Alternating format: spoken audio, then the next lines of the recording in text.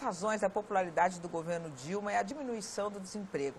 57% dos brasileiros aprovam as medidas da presidente para aumentar os postos de trabalho.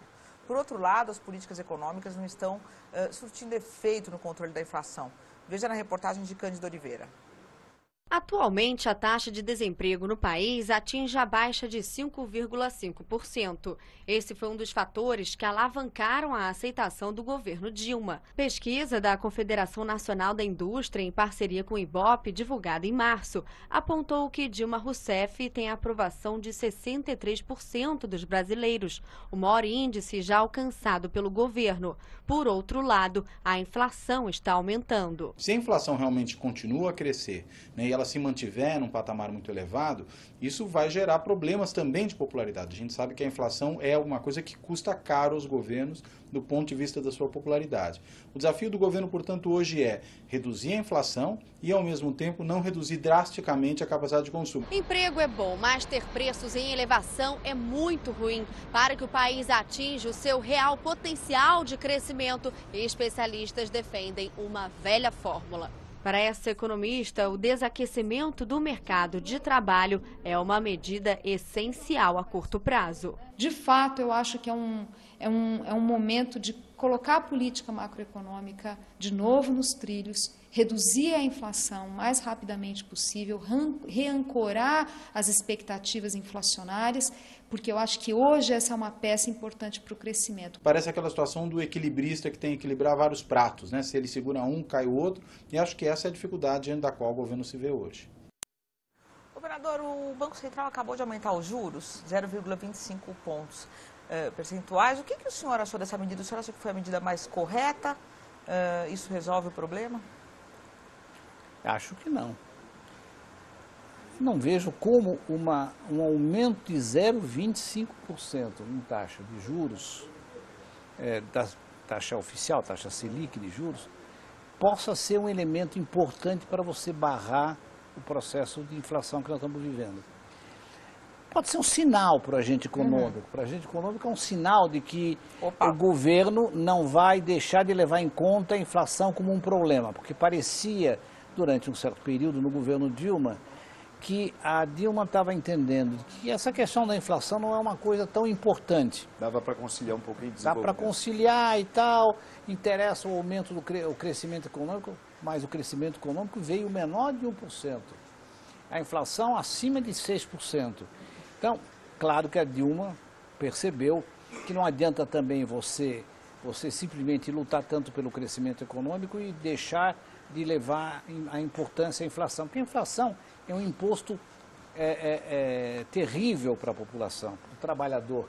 Ele não tem como se defender daquilo lá. Ele vai para comprar o produto que ele tem que comprar normalmente, de repente aquele produto é mais caro. É como se tivessem colocado uma taxa de imposto em cima disso e ele não tem como sair disso. Então, a inflação bate muito. Eu acho que esse vai ser um grande drama para o governo Dilma. Vai ser até o final um governo com alta inflação e com baixo crescimento econômico, o que significa que ela vai ter problemas políticos que o Lula não teve na mesma dimensão. Então, essas coisas vão mudar provavelmente esse processo todo de disputa eleitoral. Nós vamos ter situações que provavelmente nós não esperávamos. Eu acredito que até as eleições isso vai ocorrer. Governador, a presidente Dilma fez a desoneração de alguns setores da indústria automotiva, sobretudo. Ela, de alguma forma, através do BNDES, ela incentivou algumas empresas, ou seja, o Estado investiu em alguns líderes de segmentos econômicos importantes. Como é que o senhor concilia essa informação, ou seja, esses esforços que o governo da presidente Dilma tem feito, com o seu diagnóstico de que a presidente não teria uma política industrial consistente? Exatamente por causa disso. Que não é consistente porque você atua em certos segmentos em função de situações momentâneas, conjunturais. Não é uma visão global da indústria nacional. A indústria nacional hoje está com um nível de produção de décadas e décadas atrás, em relação ao conjunto do PIB nacional. A proporção da participação da indústria no conjunto da economia chega hoje a percentuais equivalentes ao que nós tínhamos em 47, na década de 50. Então, ao atuar aqui ou ali, espasmodicamente, conjunturalmente, de uma forma, em função até de pressões, seja de pressões de interesse da população, que tem interesse às vezes em consumir um determinado bem e tem dificuldade em consumir, ou seja, em função até da pressão empresarial, ela não faz uma política industrial, ela atua em cima de segmentos aqui ou ali, mas não tem uma política industrial. Tem sido reativo nesse sentido. Tanto é que, ano a ano, a participação da indústria no conjunto da economia diminui. Então, é muito grave isso. Troca empregos. Nós somos, cada vez mais nós voltamos a ser um país agrícola. Hoje nós somos um país que volta ao que era na década de 50, imagine. Exporta commodities. Exporta commodities. Como não fomos grandes produtores, exportadores de café, hoje somos em grãos, exportamos produtos de ferro, produtos minerais, muitos produtos minerais, mas a indústria, o desenvolvimento econômico de um país é muito ligado à indústria, porque ela é produtora de fatos novos, de inovações, ela produz uma mão de obra mais especializada, ela empregos com melhor remuneração.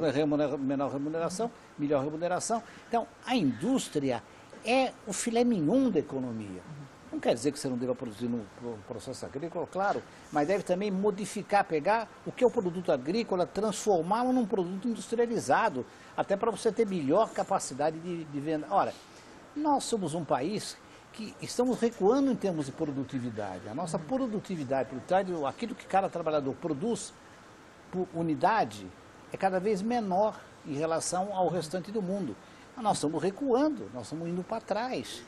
Essa é uma situação muito grave. Momentaneamente, a população não sente, porque, repito, a população sente salário, inflação, emprego e inflação. Porque já o setor de serviços cria muito emprego, né? O setor de serviços cria muito emprego, mas sem a indústria, o setor de serviços não tem qualidade. Ele é positivo, o setor de serviços, quando ele é uma consequência do setor industrial. A indústria precisa de muito serviço, vamos dizer, informática, por exemplo. Claro que ela precisa, qualquer indústria, qualquer setor da economia precisa de muita informática, é um setor de serviços. Mas esse tipo de serviço que nós temos hoje, que é muito ligado ao consumo, pura e simplesmente ao consumo, que ampliou, não só porque o emprego ampliou, não só porque o salário teve uma pequena melhora, pequenas melhoras, mas teve, mas principalmente porque o crédito se ampliou enormemente. Que em algum momento isso terá consequências, porque as pessoas ficam mais endividadas e em um certo momento isso breca. Isso não é política de desenvolvimento, isso não é política industrial, isso não é política de um governo. Esse governo vem empurrando com a barriga, agora, claramente, para chegar a 2014 e poder se reeleger. E o que é que vai fazer depois? Qual a proposta de se fazer depois de 2014, se for reeleito? Eu não vejo nada, absolutamente nada. Governador, no próximo bloco a gente aprofunda isso, inclusive discutindo as propostas do seu partido para esse momento do país. Agora você acompanha no intervalo as principais manchetes do Brasil e do mundo aqui no Band News TV. Até já.